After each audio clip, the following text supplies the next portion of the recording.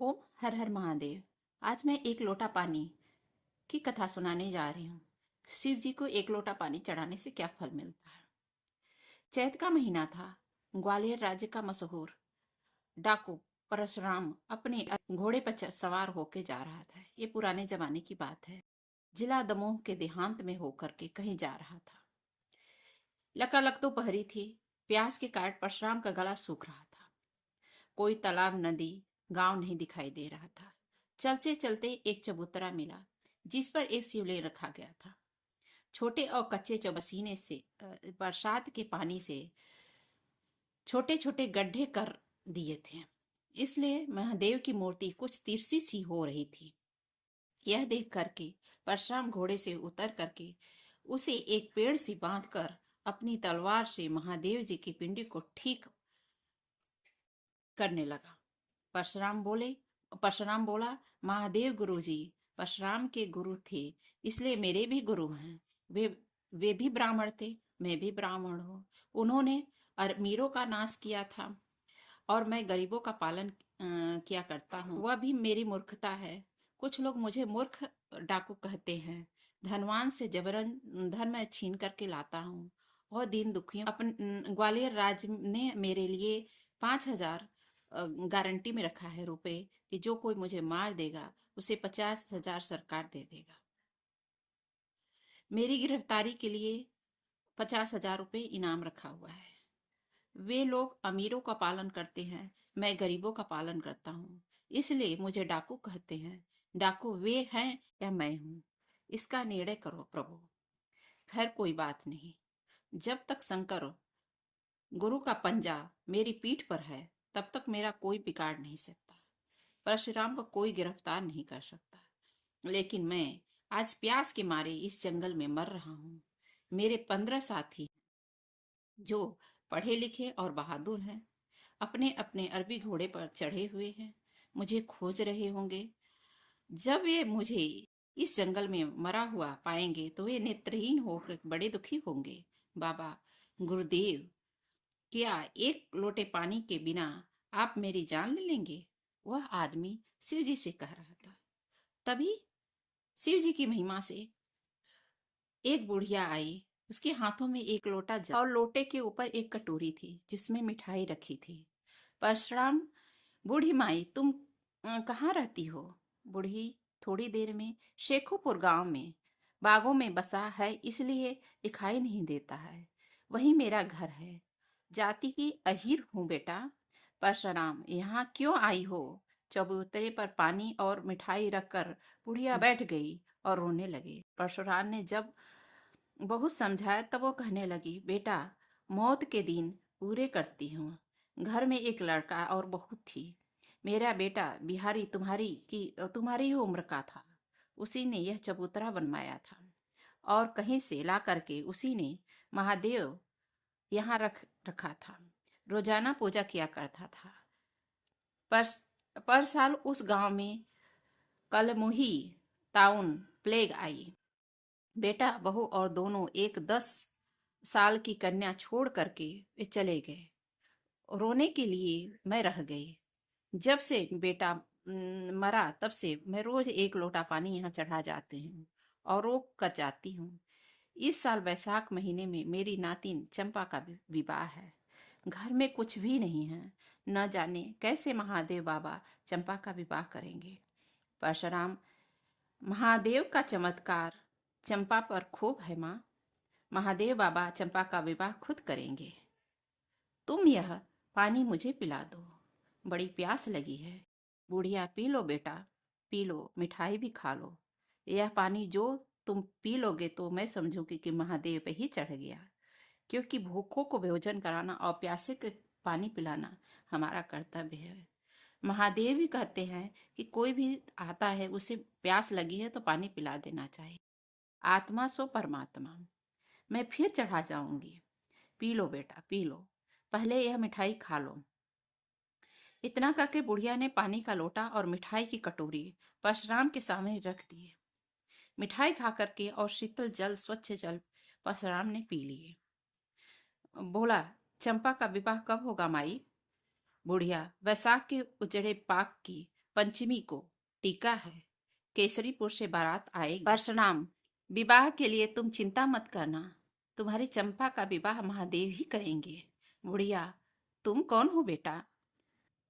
तुम्हारी उम्र कितनी है? गांव तक चलो, कुछ खिलाऊं। भूखी प्यासी मालूम हो रहे हो। परशुराम, भूखा तो हूं, पर गांव में नहीं जाऊंगा। मेरा नाम परशुराम है और लोग मुझे डाकू कहते हैं। आगरे का कप्तान यंग साहब, जिन्होंने सुल्ताना डाकू को गिरफ्तार किया था, हमारे ऊपर 50,000 का जुर्माना रखा गया है। जो कोई सिपाही ढूंढ करके ले जाएगा तो वो 50,000 इनाम देगा। मेरे साथी छूट गए हैं, इसलिए मैं गांव में नहीं जा सकता। जिस दिन चंपा का विवाह होगा उस दिन तुम्हारे गांव में 5 मिनट के लिए ही आऊंगा। तुम डाकू तो मालूम नहीं पड़ते, देवता मालूम पड़ते हो। सवार होकर के परशुराम ने कहा, अब ऐसा ही उल्टा जमाना है माई। उदार और बहादुर को डाकू कहा जाता है और महलों में बैठ करके दिन दहाड़े गरीबों को लूट करके रईस कहा जाता है। धर्मात्मा भीख मांगते हैं, पापी लोग हुकूमत करते हैं। पतिव्रताएं उघारी फिरती हैं, घिनौनों के पास रेशमी साड़ियां हैं। कलयुग है माँ, मैं जाता हूँ। मेरा नाम याद रखना, पंचमी को आऊंगा। परशुराम जाते समय कह गया, किसी से बताना नहीं। परशुराम चले गए। बुढ़िया ने भी घर की राह देख ली। महादेव जी पर जल लाके चढ़ा दी। उसने चंपा से परशुराम के मिलने की सारी कहानी बयान कर दी। गांव का मुखिया भी वहीं खड़ा था, उसने भी सारा हाल सुन लिया। मुखिया ने सोचा, मेरा भाग बन जाएगा जब इनाम मिल जाएगा, बड़ा हिस्सा मैं पाऊंगा। थाने पर जाकर के रिपोर्ट लिखवा दी। वैशाख शुक्ल पक्ष के 10वीं के दिन परशुराम शेखोपुर में चंपा के विवाह में शामिल होने आएगा। पुलिस के द्वारा यह समाचार यंग साहब को मालूम करा देना चाहिए। अगर उस रोज डाकू परशुराम गिरफ्तार न हुआ तो फिर कभी नहीं हो सकेगा। चौथे दिन बिहारी अहिर के दरवाजे पर 5 गाड़ियां आकर के खड़ी हुई। एक में आटा भरा हुआ, एक में घी, शक्कर, सब्जियां भरी हुई थी। एक गाड़ी में कपड़े ही कपड़े थे, तरह तरह के नए नए डिजाइन के कपड़े थे। चौथी गाड़ी में नए नए बर्तन थे। पांचवी गाड़ी में तरह तरह की मिठाइयाँ, कच्ची पक्की मिठाइयाँ भरी हुई थी। गाड़ी वालों ने सब सामान बिहारी अहिर के घर में भर दिया। लोगों ने यह सब पूछा कि यह सामान किसने भेजा है। जब गाड़ी वालों ने कहा कि तुम भेजने वाले का नाम काम धाम नहीं जानते, हम लोग दमोह के रहने वाले हैं, किराए पर गाड़ी चलाया करते हैं, हम लोगों को किराया अदा कर दिया गया है, हम लोगों को केवल यही हुक्म है कि उनके यहाँ सामान ले जाकर के पहुंचा देना है शेखोपुर के बिहारी अहिर के घर में। उन्होंने जबरन कहा कि किसी ने भेजा है, उनके घर में सब सामान रख दिया बस, और ज्यादा 3-5 हमें नहीं चाहिए और न मैं करना चाहता हूँ। इस विचित्र घटना पर गांव वाले बहुत आश्चर्य हुए। केवल मुखिया और बुढ़िया को ही पता था कि यह सब काम परशुराम है। घटना की रिपोर्ट मुखिया ने थाने में इस घटना की रिपोर्ट लिखाई। यह भी लिखवाया कि कल पंचमी के दिन सुबह को जब के चंपा के फेरे पड़ेंगे तब उस समय कन्यादान में खुद परशुराम के आने की उम्मीद है, क्योंकि अभी तक खुद नहीं आया है। 5 मिनट के लिए गांव में आने का उसने वचन दिया है। चाहे धरती इधर से उधर हो जाए, पर परशुराम का वचन खाली नहीं जाता। चौथ की रात में भी मिस्टर यंग साहब अपने 30 मरकट सिपाहियों के साथ शेखोपुर में आ धमके। उन सबों ने घोड़ों के सौदागरों का भेष बना करके मुखिया के दरवाजे पर वे लोग ठहर गए। गांव वालों ने जाना कि घोड़े के सौदागर लोग मेले को जा रहे होंगे। बुढ़िया और चौकीदार के सिवा असली भेद कोई नहीं जानता था। पंचमी का सवेरा हुआ। परशुराम ने ज्यों ही घोड़े पर चढ़ा त्यों ही छींक हुई। एक साथी का नाम था रहीम, बीए पास था, पेशावर का रहने वाला था। घोड़े की सवारी में और निशाना लगाने में एक ही था। रहीम ने परशुराम को रोकते हुए कहा, कहाँ जा रहे हैं आप? परशुराम, शेखोपुर चंपा का कन्यादान देने। तुमको तो सब हाल मालूम करा दिया था। रोको मत। रोक नहीं सकता? रहीम, चीख हुई है। परशुराम, मुसलमान होकर भी चीख को मानते हो? रहीम, बात यह है कि यंग साहब अपने 30,000 सिपाहियों के साथ इधर उधर उन लोगों के सौदागरों का स्वांग बनाया है, मगर मेरी नजर को धोखा नहीं दे सकते। परशुराम, घूमने दो। क्या करेंगे यंग साहब? रहीम, मालूम होता है कि मूर्ख बुढ़िया ने आपके मिलने का हाल अपने गांव में बयान कर दिया है। पुलिस को आपके जाने का हाल मालूम पड़ गया है। तभी यंग साहब ने मौका देख करके चढ़ाई की है। परशुराम, संभव है तुम्हारा अनुमान सही हो, लेकिन इसी डर से मैं अपने वचन को तोड़ नहीं सकता। एक लोटा पानी का मेरे ऊपर ऋण है। मैंने महादेव का एक लोटा पानी पिया है। रहीम, अच्छा तो मैं भी चलता हूँ। जो वक्त पर साथ दे वही साथी है। परशुराम, तुम्हारी क्या जरूरत है? तुम यहीं रहो। रहीम, मैं आपको अकेला नहीं जाने दूंगा। नौखरामी नहीं हूँ। आपका जान जाएगी तो मेरी पहले ही जान जाएगी। दोनों घोड़े पर सवार होकर के शेखुपुर की ओर चल देते हैं। वे उस समय बिहारी के दरवाजे पर पहुंचे जब चंपा के फेरे पड़ गए थे और कन्यादान समय आ गया था। अपने घोड़े की बागडोर रहीम को पकड़ा करके परशुराम उतर पड़े और घर में घुस गए। 5 मोहरों से परशुराम ने चंपा का कन्यादान सबसे पहले किया और वे बाहर जाने लगे।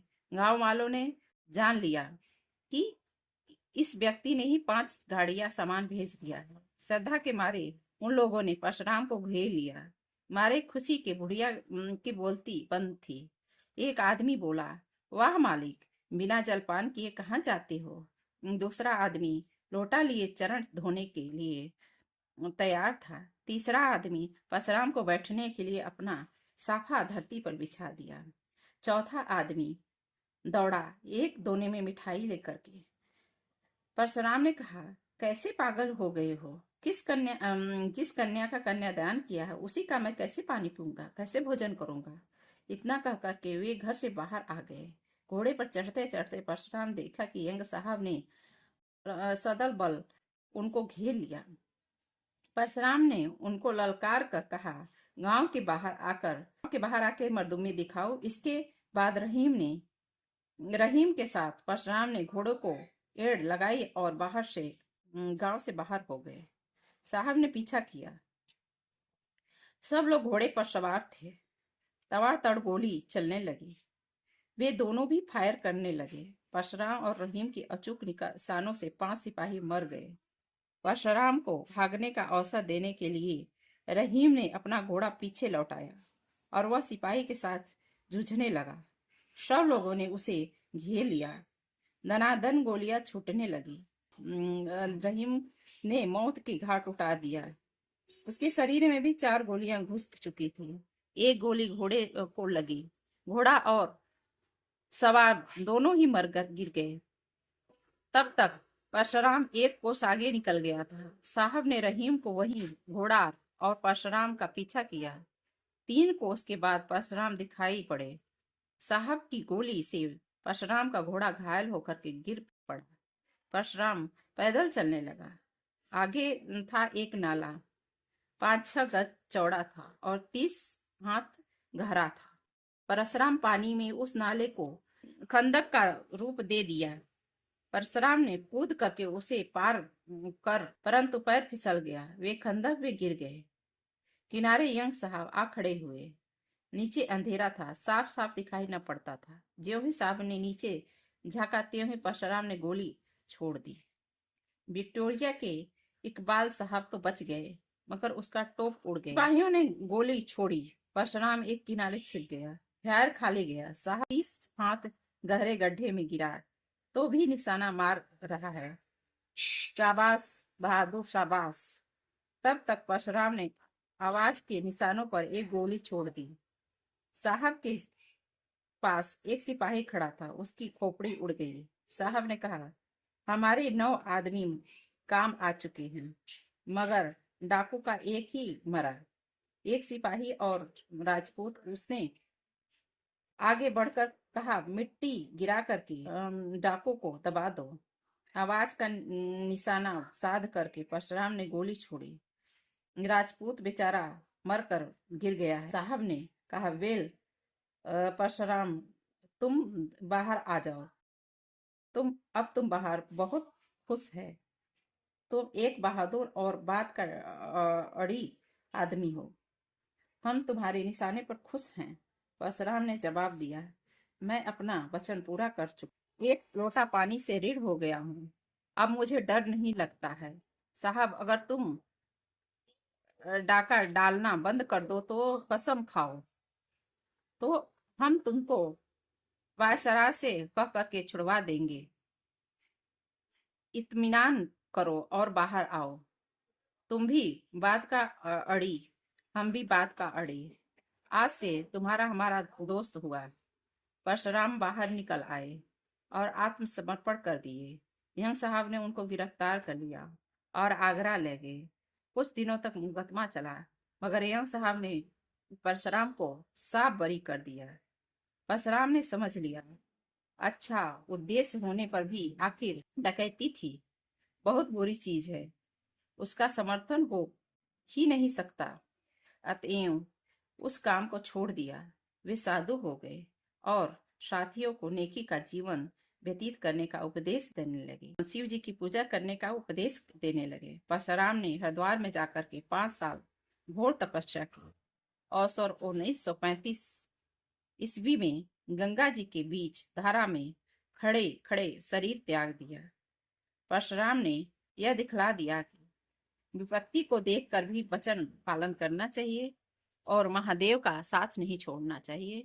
महादेव की सेवा करनी चाहिए, पूजा करनी चाहिए, आराधना करनी चाहिए। जो भी महादेव की पूजा करता है, जैसे कि बुढ़िया की भगवान ने मदद की, शिव जी स्वयं आके डकैत के रूप में आके बुढ़िया की मदद की, उसी तरह शिव जी सबकी मदद कर सकते हैं। यदि आप भी अड़े रहें कि हम शिव जी हमारे हैं, तो जरूर मदद करेंगे। आपको यह कथा सुन के कैसी लगी? यदि आपको कथा अच्छी लगी हो तो कृपया करके दूसरे को शेयर करिए, लाइक करिए, सब्सक्राइब करिए, बेल आइकन को प्रेस कर दीजिए, जिससे कि हम आपको शिव जी की महिमा और कथा तरह तरह की वीडियो ला सको, सुना सको, आप भी सुन सकें। ओम हर हर महादेव। जय माता दी।